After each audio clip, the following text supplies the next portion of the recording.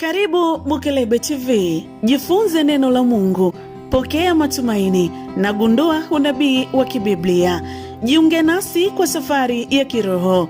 Hii ni Bukelebe TV. Bukelebe TV. Angalia, dunia imejaa dhambi na maovu. Wakati wa hatari umefika.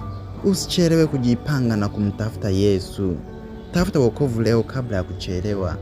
Habari njema ikirushwa Bukelebe TV. Karibu sana.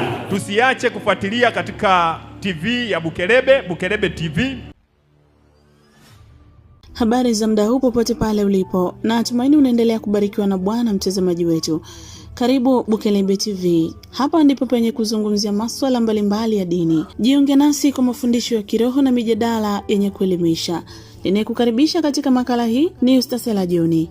Karibu sana, ungana nami mwanzo mpaka mwisho. Kwa siku ya leo tutakwenda kujifunza kuhusu vijana waliotekwa lakini imani ikagoma kutekwa. Simulizi kutoka Danieli 1. Kitabu cha Danieli sura ya kwanza kinaanza kwa tukio la huzuni na majonzi kwa taifa la Yuda.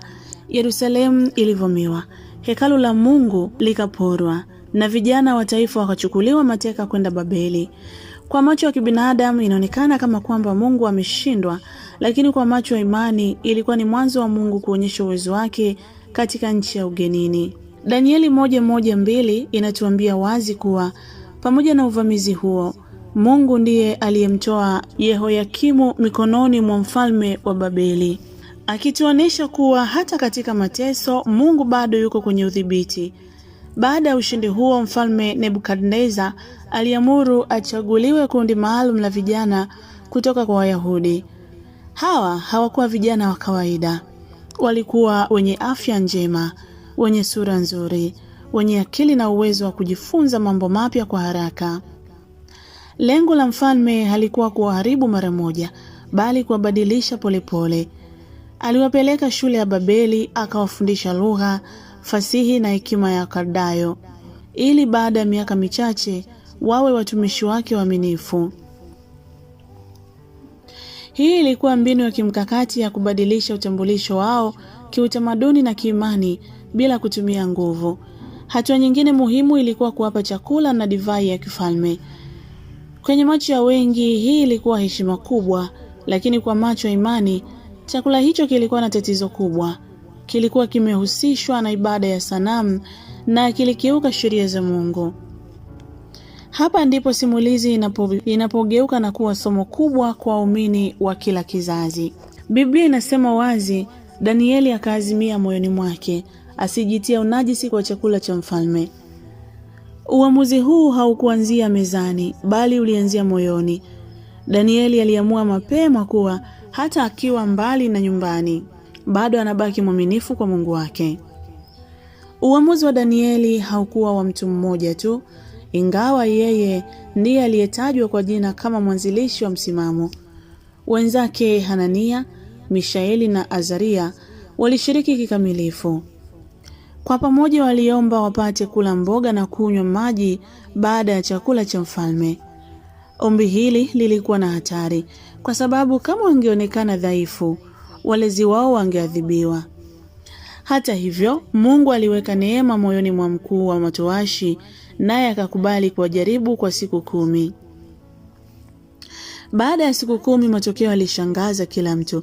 Vijana hawa 4 walionekana wenye afya zaidi, wenye nguvu na wenye sura nzuri kuliko wale wote waliokula chakula cha mfalme. Hii haikuwa kwa sababu ya mboga pekee, bali kwa sababu uaminifu kwa Mungu huleta baraka zisizotarajiwa. Kuanzia hapo waliendelea kula chakula walichokichagua, na Mungu akaendelea kuwabariki kwa maarifa, hekima na ufahamu wa kina. Danieli, zaidi ya wenzake, alipewa kipawa cha kufahamu ndoto na maono. Mwisho wa sura hii unaonesha kilele cha simulizi. Vijana hawa walipelekwa mbele ya mfalme kwa mahojiano. Mfalme alipowauliza maswali, aligundua kuwa hawakuwa wa kawaida. Katika hekima na ufahamu walikuwa bora mara 10 kuliko wachawi na wenye hekima wote wa Babeli. Hivyo wakapewa nafasi katika utumishi wa kifalme. Cha kushangaza zaidi ni kwamba Danieli aliendelea kuwepo hadi wakati wa Koreshi, mfalme wa Uajemi. akithibitisha kuwa uaminifu wa Mungu huleta uimara wa maisha hata katika falme zilizobadilika. Danieli sura ya 1 inatufundisha kwamba dunia inaweza kubadilisha mazingira yetu, majina yetu, elimu yetu na hata chakula chetu, lakini haiwezi kubadilisha imani yetu isipokuwa sisi tukubali. Mungu bado anatafuta vijana na watu wazima watakaoamua moyoni mwao kusimama upande wa haki, hata wakiwa wachache, hata wakiwa ugenini, kama Danieli na wenzake. Nasi leo tunaalikwa tuishi kwa misimamo, tukijua kuwa uaminifu wetu kwa Mungu hautapotea bure. Mtazamaji, kwa siku ya leo tumekuwa na somo zuri sana ambapo tumeangazia kutoka katika kitabu cha Danieli 1, tukijifunza vijana ambao walitekwa lakini imani yao ikagoma kutekwa. Mtazamaji, usiache kutufuatilia katika mitandao ya kijamii. Facebook andika Bukelebe TV, Instagram andika Bukelebe TV na YouTube ni Bukelebe TV. Usiache kusubscribe, kulike, kucomment na kushare kwa watu wengi zaidi ili wengi waweze kukombolewa kutokana na mafundisho haya kutoka katika Biblia. Mimi ni Ustasela Joni, hadi wakati mwingine.